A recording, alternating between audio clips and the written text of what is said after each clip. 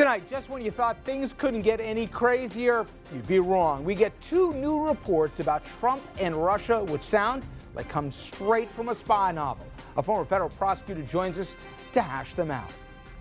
Then a man with one of the best resumes I can think of joins us. Former Senate Majority Leader, negotiator of peace in Northern Ireland, awarded the Presidential Medal of Freedom, and so much more.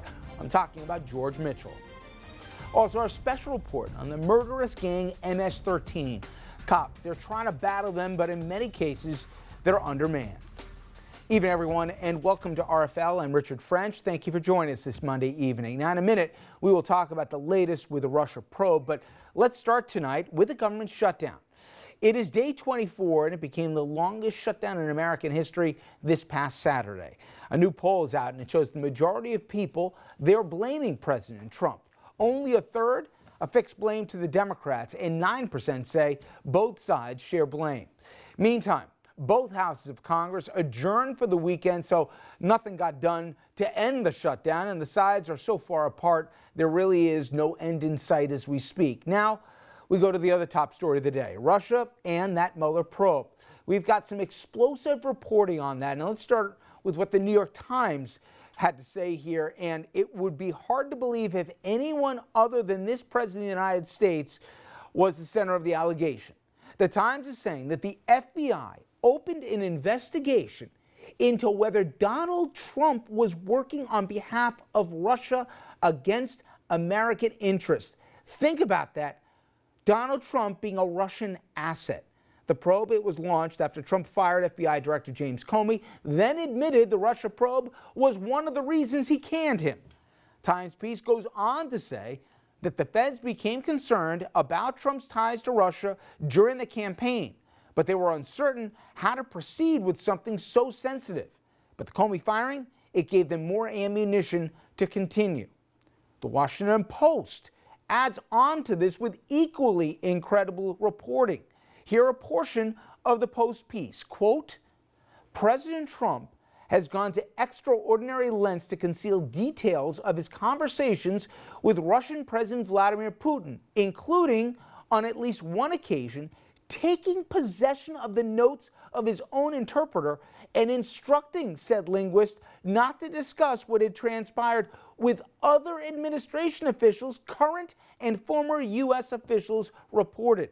Quote, the constraints that Trump imposed are part of a broader pattern by the president of shielding his communications with Putin from public scrutiny and preventing even high-ranking officials in his own administration from fully knowing what he has told one of the U.S.'s main adversaries. Incredible.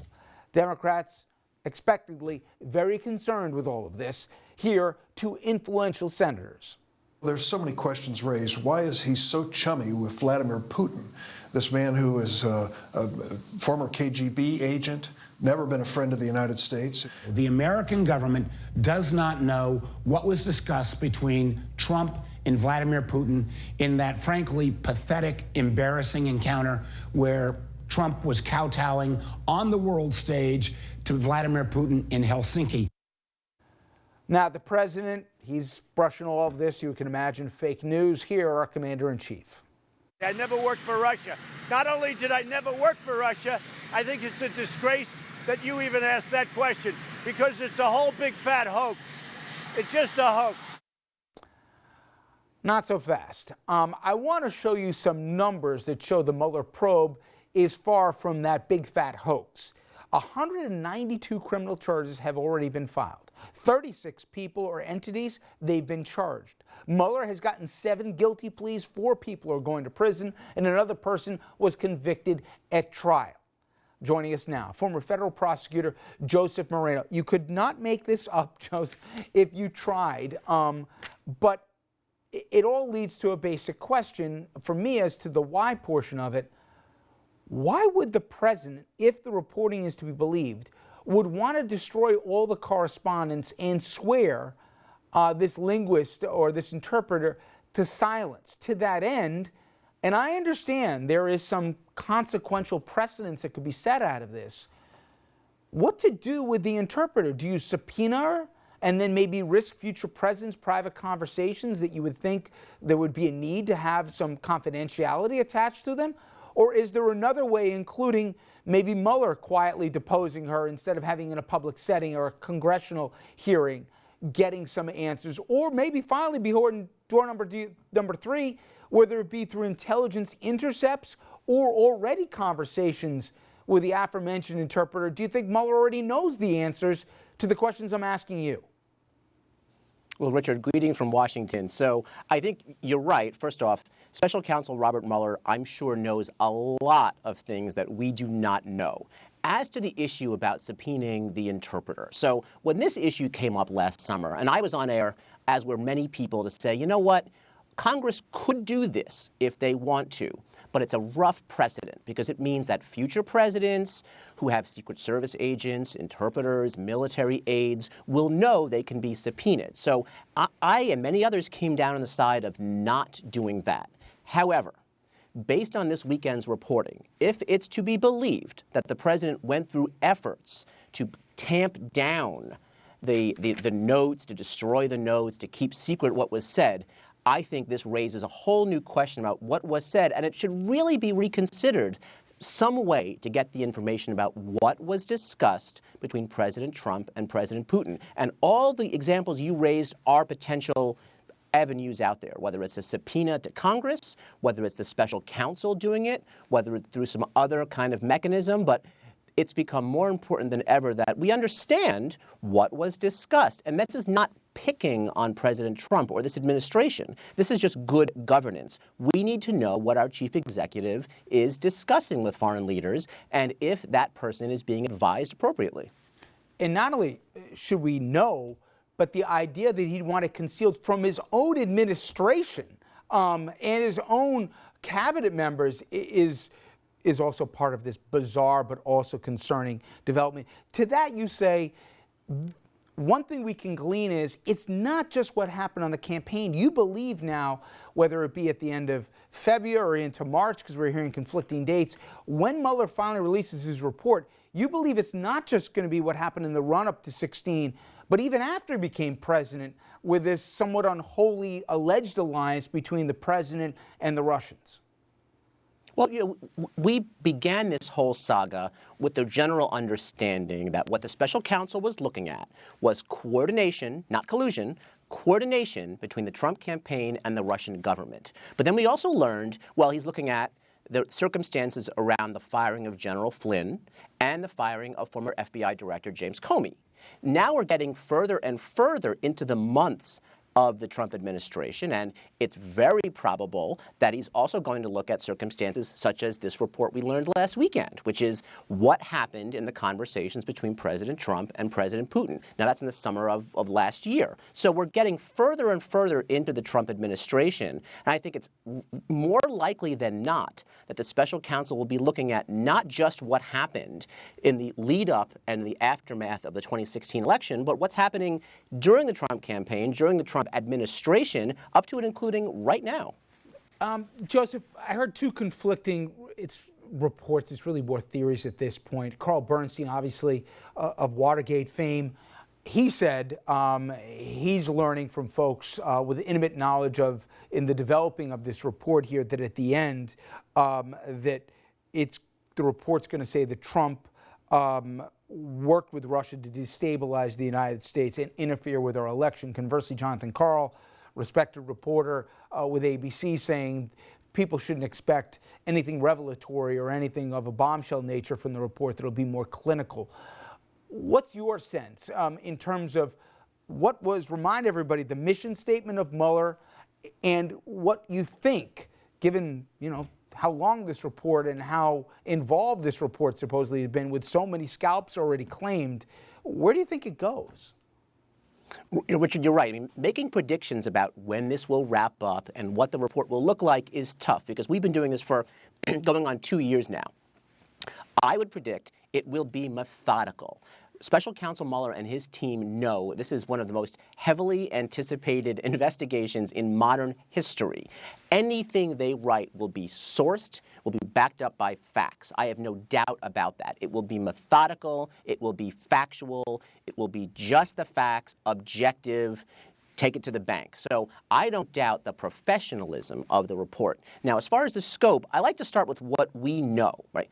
We know Russia interfered with the 2016 election. We have known that for going on 2 years now. The intelligence community has told us that. And that's the premise for what Special Counsel Mueller is looking at. We know they interfered. Why did they interfere? And did they interfere to benefit one candidate over the other? That will be the heart of any report that comes out. Now, growing from that premise will be, were other crimes investigated and discovered, whether it's obstruction, whether it's money laundering, whether it's witness tampering, obstruction of justice, anything else that could derive from that core.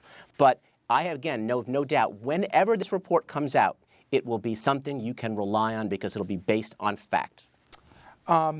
Tomorrow, William Barr is going to go before Congress, and he's going to answer some pretty tough questions about both the memo he wrote as to what he thought of the Mueller probe and its scope, and also other positions he's taken in terms of presidential power. He kind of laid the groundwork today saying that he believes the report that Mueller delivers should see the light of the day at the end. I'm going to put you in the Senate, and you're going to be asking questions of Barr. What's the key answers you want to learn before you'll vote to confirm or not this man to be AG?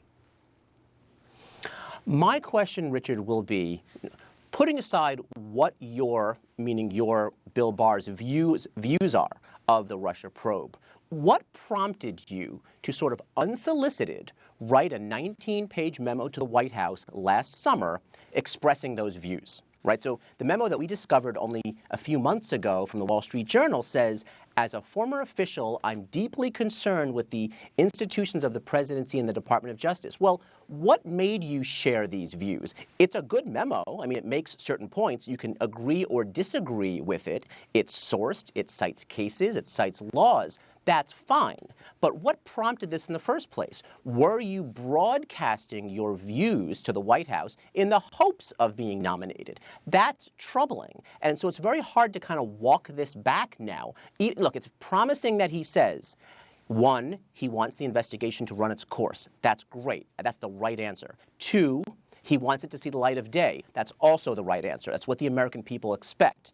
But can he say those things and at the same time walk back this memo, whose origin, again, is really suspect? So I fully expect it will be both the substance and the process behind this memo. What prompted it, and what did you expect to gain from it?